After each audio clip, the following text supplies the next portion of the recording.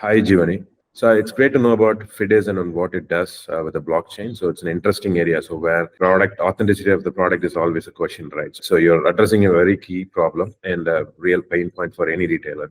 So can you just walk through the Fides and what it is, and tell me about yourself as well? Yes, sure. So thank you, first of all, Samuel, for this introduction and for your time. I'm happy to be here with you.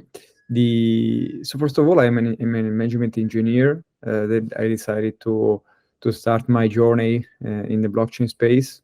And since I was in this technology, I realized the concrete potential that can have for small medium enterprises, that are companies that cannot afford to have a kind of protection like big brands, like big names.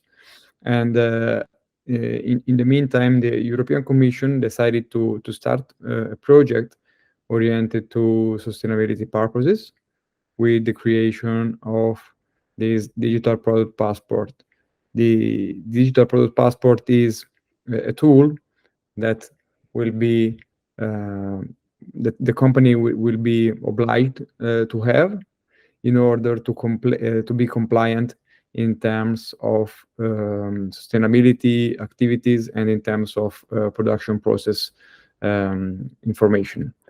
So the idea of Fides is a software that enables the company to be in line, first of all, with the European request, and on the other side, to be really close to the final clients, to the final customer, because through blockchain, they can push all the key information about their production processes, and they can be sure to track also the aftermarket activities, which today companies are not able to do in terms of, let's say, full life cycle.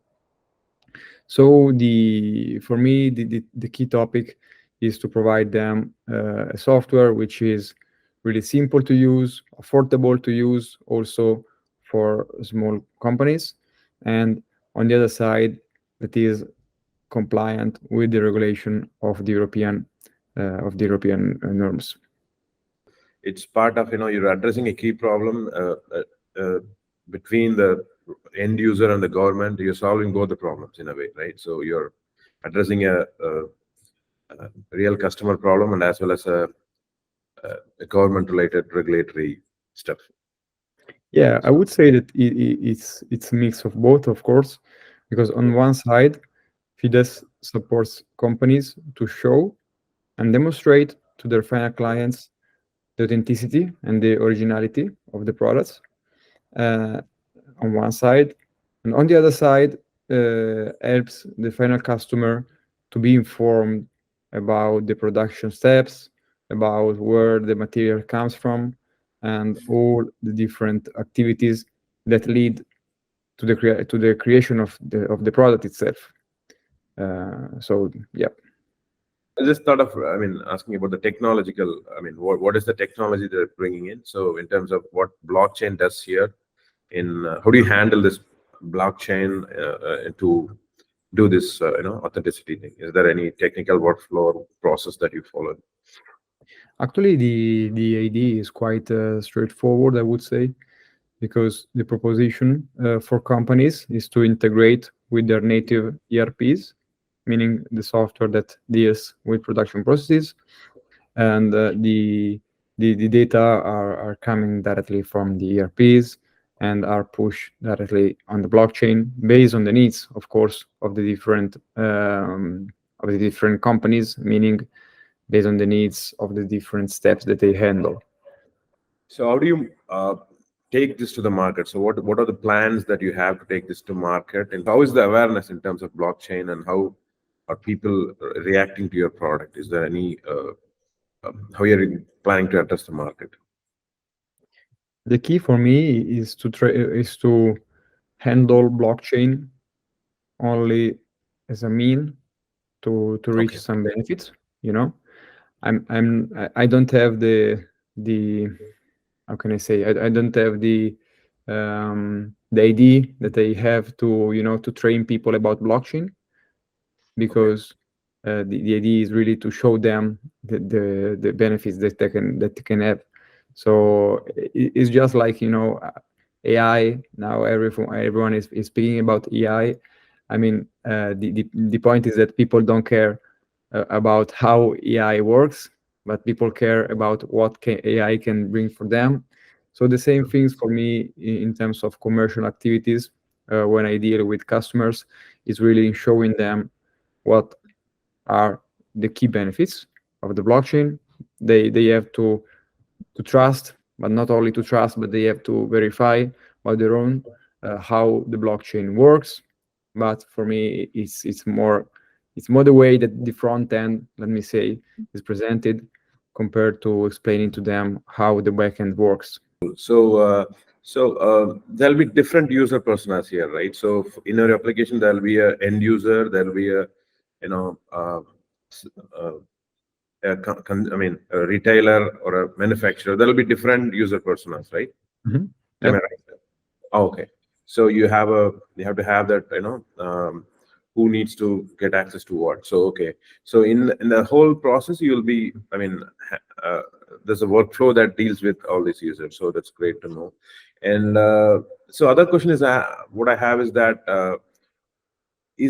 what is the competitive advantages you have over the other products in the market? So is there any similar products already exist, or is it something that you're unique in terms of the overall the product? Of course, considering that is a kind of regulation that will take in place.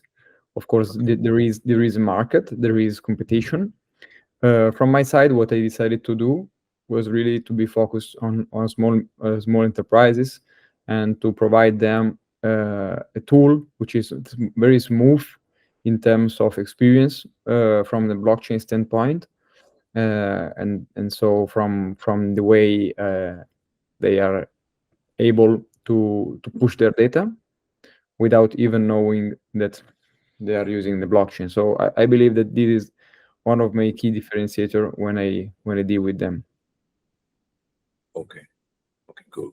So, so what do you think is a future for Fides owner, and what do you want to, where do you want to take Fides to, 5 years or 10 years, or what is your plans? So my vision is to think about the blockchain as a real thing in terms of infrastructure and possibilities.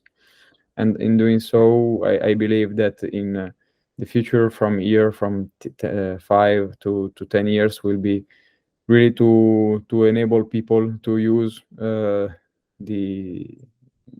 the tokens, the NFTs, for example, coming from the blockchain, without the possibility of knowing that they are using NFTs. So Yeah. I believe that there is a really big market, very big possibilities, not only for me, of course, but for the company itself, for the different retailers, that they can unlock true value with a one-to-one relationship with their final customers, which is Okay. something that today they are not able to directly get. So, a personal question. So since we cover a lot of startup stories, we want to ask something. So, what do you think is the key traits a startup founder needs to have? Is one thing that, I mean, maybe what is the key thing that you believe a startup founder needs to have in terms of surviving or thriving or succeeding or whatever? Yeah, for me, I mean, from my personal point of view, considering my experience, the first of all, the first important aspect is the mindset, because you have to change, let's say, or to build the mindset based on the different activities that you are doing. And on the other side, I think that the most important thing is not to is to avoid the fear of exposing yourself to the ideas and to taking feedback from other people, because the point is that sometimes as a founder you are stuck in your idea and you are stuck in your hypothesis of technology, But then on the other side, you have to really think about the problems that you're solving, and so think about how you can be a real innovator on this side. So for me, one of the key points is really to share, to find feedback, and if you don't find feedback, then try again until you can have some knowledge and something to gain in terms of growth. So I know you're a sole founder. So what do you think are the differences? What are the pros and cons of being a sole founder versus having a co-founder or something like that? So what do you think? What's your thought on that? I think that both experiences are really, full of insights. Because on one side, you can test and learn from your own experience when you are like a kind of solo founder, and you can be like faster, let's say, in the decision process. But on the other side, the possibility of having a team of founders give you the ability to leverage the uh, the time when you are down, when you have like a downside activities, compare when you are up, So it's kind of balancing processes that you have when you have a venture with more founders compared to a solo founders. But I think that as I said before, the important aspect is to leave the fear, let's say, at home, and to try every time to to to establish new activities and to expose to other people without the fear of yeah, of judging your ideas. That's wonderful. That's true, actually. So thanks, Giovanni, for your wonderful times. It was very insightful. So we'll talk to you more on this. And thanks for your time. Nice talking to you.